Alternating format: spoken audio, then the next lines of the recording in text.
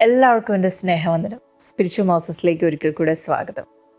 നമ്മൾ കോവിഡ് കാലത്ത് ഏറ്റവും അധികം വായിച്ചുകൊണ്ടിരുന്ന ദൈവവചനത്തിലെ ഭാഗം എന്തെന്ന് ഓർക്കുന്നോ? 91 സങ്കീർത്തനം അല്ലേ? നമ്മളെല്ലാവരും വായിച്ചു, പലരും മനപ്പാഠം പഠിച്ചു, കുഞ്ഞുങ്ങളെ പഠിപ്പിച്ചു, അത് എഴുതി ഭിത്തിയിലൊക്കെ ഒട്ടിച്ചു. അതിന് കാരണമുണ്ട്. ആ ദൈവവചനത്തിലെ ആ ഒരു ഭാഗത്ത് നമ്മുടെ ആ അന്നത്തെ സാഹചര്യത്തിൽ നമ്മളെ പ്രൊട്ടക്റ്റ് ചെയ്യുന്ന വാക്യങ്ങൾ അനേകം അവിടെ എഴുതിയിട്ടുണ്ട്. ഇല്ല, 5-ാം വാക്യം, 6-ാം വാക്യം, 7-ാം വാക്യം ഇങ്ങനെ വായിച്ചു പോയാൽ പല കാര്യങ്ങളാണ് എഴുതിയിട്ടുണ്ട്. You will not fear the terror by night, not the arrow that flies by day. നീ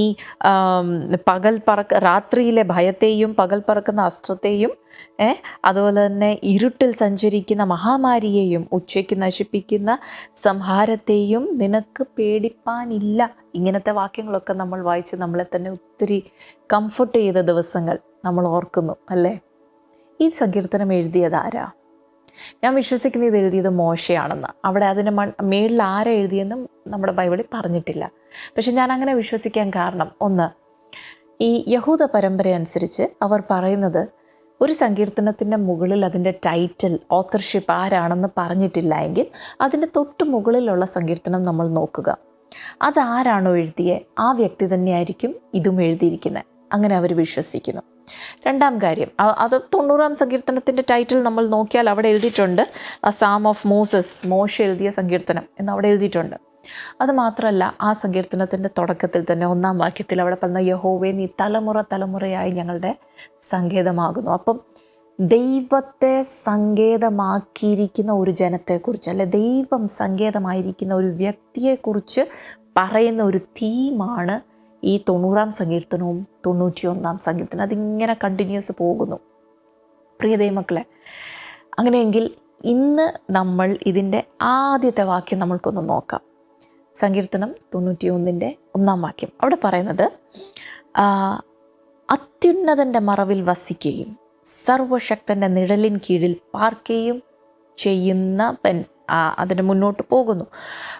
പക്ഷേ ഇവിടെ പറഞ്ഞിരിക്കുന്ന അത്യുന്നതൻ്റെ മറവിൽ വസിക്കുക. അപ്പം മറവിൽ എന്ന് പറയുമ്പോൾ അത്രയ്ക്ക് നമുക്കങ്ങോട്ട് അർത്ഥം ശരിയാവുന്നില്ല. പക്ഷെങ്കിൽ ഇംഗ്ലീഷ് ബൈബിളിൽ പറയുന്നത് he who dwells in the secret place of the most high. Secret place.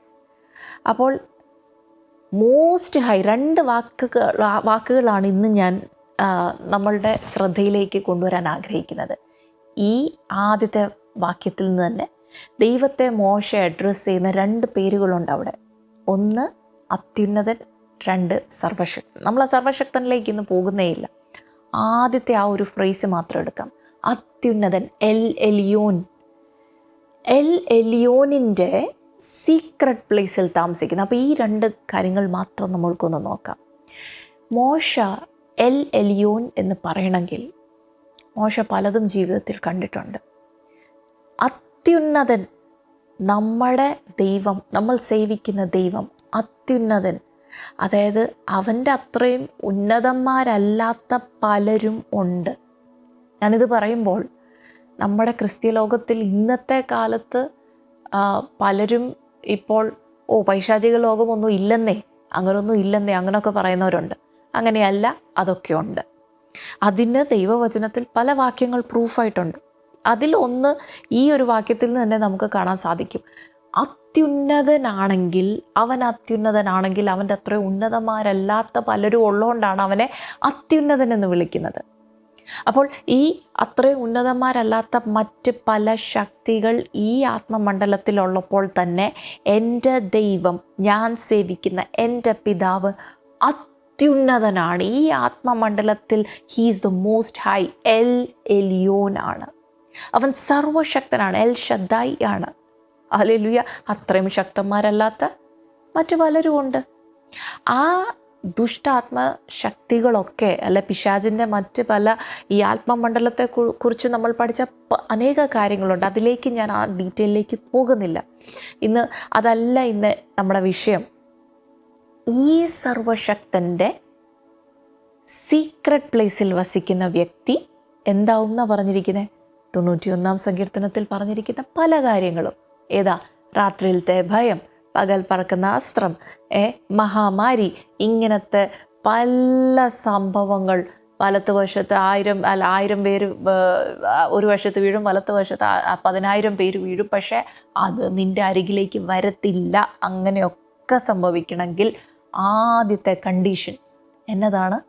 അത്യുന്നതൻ്റെ സീക്രട്ട് പ്ലേസിൽ, ആ രഹസ്യ സ്ഥാനത്ത് നമ്മൾ എന്ത് ചെയ്യണം? വസിക്കണം. അപ്പോൾ അത്യുന്നതൻ്റെ സീക്രട്ട് പ്ലേസ് എന്ന് വെച്ചാൽ എന്നതാ ഈ സീക്രട്ട് പ്ലേസ്, ഈ രഹസ്യ സ്ഥലം? അങ്ങനെ ഒരു സ്ഥലം ഉണ്ടോ? ശരിക്കും അങ്ങനെ ഒരു സ്ഥലം ഉണ്ട്. അത് ഈ ലോകത്തിൽ നമ്മൾക്ക് ഭൂമിയിലുള്ള ഒരു സ്ഥലമല്ല കേട്ടോ. നമ്മൾ ചിലർ നമ്മുടെ മുറിയിൽ കയറി ഒരു പ്രത്യേക പായലിരുന്നാലേ നമ്മൾക്ക് പ്രാർത്ഥന വരൂ, അങ്ങനൊന്നും അതല്ല രഹസ്യ സ്ഥലം. അല്ലെ, നമ്മൾ ചിലരോർക്കും പള്ളിയിൽ പോയി അല്ലെ ആരാധനാലയത്ത് പോയി ഒരു സ്ഥലത്തിരുന്ന് അങ്ങോട്ട് മുട്ടയിലിരുന്നാലേ ആരാധന വരുമോ? അതൊന്നും അല്ല ദൈവത്തിൻ്റെ വചനത്തിൽ പറഞ്ഞിരിക്കുന്ന ആ രഹസ്യ സ്ഥലം, ആ സീക്രട്ട് പ്ലേസ്. പക്ഷെ വാസ്തവത്തിൽ അങ്ങനെ ഒരു സ്ഥലം ഉണ്ട്. ദൈവവചനത്തിൽ എബ്രായ ലേഖനം 10:19 പറയുന്നു, അതിവിശുദ്ധ സ്ഥലത്ത്. ഈ അതിവിശുദ്ധ സ്ഥലം എന്തെന്നറിയോ? ശരിക്കുമുള്ളൊരു സ്ഥലമാണ്. ആത്മമണ്ഡലത്തിൽ, സ്വർഗങ്ങളിൽ ദൈവം വസിക്കുന്ന അതിവിശുദ്ധ സ്ഥലത്ത് നമ്മൾക്ക് എപ്പോഴും പ്രവേശനമുണ്ട്. കർത്താവിൻ്റെ, ക്രിസ്തുവിൻ്റെ, യേശുവിൻ്റെ രക്തത്താൽ, through the blood of Jesus, through the blood of the lamb, നമ്മൾക്ക് ആ മോസ്റ്റ് ഹൈ, അത്യുന്നതൻ വസിക്കുന്ന അതിവിശുദ്ധ സ്ഥലത്തേക്ക് നമ്മൾ പ്രവേശിക്കുന്നു. ആ സീക്രട്ട് പ്ലേസ്, ആ സീക്രട്ട് പ്ലേസിൽ നമ്മൾ ദൈവ സാന്നിധ്യം അനുഭവിച്ച് വസിച്ചാൽ ആ വ്യക്തിയെക്കുറിച്ച് പറയുന്ന കാര്യങ്ങളാണ് ഈ താഴെ പറയുന്ന കാര്യങ്ങളെല്ലാം. നമ്മൾക്ക് ഈ താഴെ പറയുന്ന വാക്യങ്ങളെല്ലാം ഭയങ്കര ഇഷ്ടമായില്ലേ? നമ്മളൊന്നും തൊടത്തില്ല, നമ്മൾക്ക് പ്രശ്നമൊന്നും വരത്തില്ല. ഇതൊക്കെ വായിക്കും, പലവട്ടം വായിക്കും. എന്നിട്ട് പറയും, ഇത് എന്തും കൊണ്ടാണ് ഇതൊന്നും ഫലിക്കാത്ത. ആദ്യത്തെ വാക്യത്തിൽ മോശ പറയുന്ന ആ ഒരു കണ്ടീഷൻ നമ്മൾ ഫുൾഫിൽ ചെയ്യണം. ഏതാ? അത്യുന്നതൻ്റെ സീക്രട്ട് പ്ലേസിൽ നമ്മൾ വസിക്കണം. വല്ലപ്പോഴും ഇന്ന് കയറി ഒന്ന് എത്തി നോക്കിയിട്ട് പോകുകയല്ല.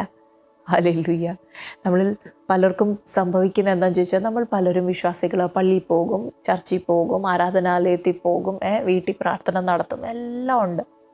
പക്ഷേ ആ അതിവിശുദ്ധ സ്ഥലത്തിൽ നമ്മൾ കയറി ചെല്ലാറുണ്ടോ? ആ ഒരു അടുപ്പം ദൈവത്തോടുണ്ടോ? ആ ദൈവ സാന്നിധ്യം അനുഭവിക്കാനുള്ള ആ ഒരു തീക്ഷ്ണത നമ്മുടെ ഉള്ളിലുണ്ടോ? അതോ ഈ പാട്ടും പാടി ചിലപ്പോൾ അന്യഭാഷയൊക്കെ പറഞ്ഞ് ഇങ്ങനെ ആരാധിച്ച് ആ പ്രാകാരത്തിൽ കൂടെയൊക്കെ കയറി ഇറങ്ങി ഇങ്ങി പോരുക, അതിവിശുദ്ധ സ്ഥലത്ത് കയറുന്നു പോലുമില്ല. ദൈവവചനം പറയുന്നത് ആ സീക്രട്ട് പ്ലേസിൽ വസിക്കുന്ന ഒരു സ്വഭാവം, അവിടെ അങ്ങനെ ഡ്വെൽ ചെയ്താൽ, അങ്ങനെ വസിച്ചാൽ സർവശക്തൻ്റെ നിഴലിൻ കീഴിൽ റെസ്റ്റ് ചെയ്യുക. ആ ഒരു അനുഭവത്തിലേക്ക് നമ്മൾക്ക് എല്ലാവർക്കും ഒന്ന് വരാം. അടുത്ത എപ്പിസോഡിൽ നമ്മൾ ഇതിൻ്റെ ഈ സീക്രട്ട് പ്ലേസിലേക്ക് പ്രവേശിക്കുന്നത് എങ്ങനെ എന്നുള്ളത്, അത് എങ്ങനെ നമുക്ക് ആക്സസ് ചെയ്യാം എന്നുള്ളത് നമ്മൾക്കൊന്ന് കാണാം. അപ്പോൾ ഈ ദിവസങ്ങളിൽ ഈ അതിവിശുദ്ധ സ്ഥലത്ത്, ഈ സീക്രട്ട് പ്ലേസ്, അത്യുന്നതൻ്റെ സീക്രട്ട് പ്ലേസിൽ വസിക്കാനുള്ള ഒരു ആഗ്രഹം നമ്മുടെ എല്ലാവരുടെയും ഉള്ളിൽ വരട്ടെ എന്ന് ഞാൻ ആഗ്രഹിക്കുകയും പ്രാർത്ഥിക്കുകയും ചെയ്യുന്നു. God bless you.